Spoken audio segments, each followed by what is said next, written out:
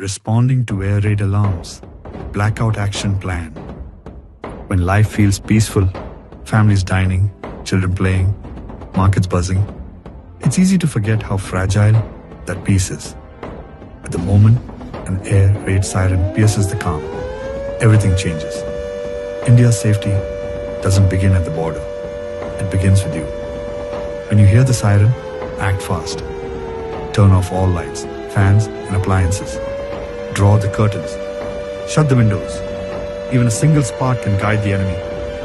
This isn't panic. This is preparedness. The strength of a nation that knows how to protect its own. Teach your children what to do. A child pulls the curtain. A teen helps their grandparents turn off the lights. A family sits in silence, calm, composed, ready. Across the city, the spirit awakens. Volunteers check rooftops for light leaks.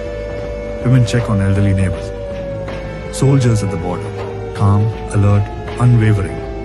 This is India. Every home, a fortress. Every citizen, a shield. In darkness we don't hide, we unite. From cities to villages, a quiet blackout spreads. Not out of fear, but love. Love for country, love for each other, and belief that in every test, India stands tall. Stay calm, stay strong. We belong to India. India belongs to us.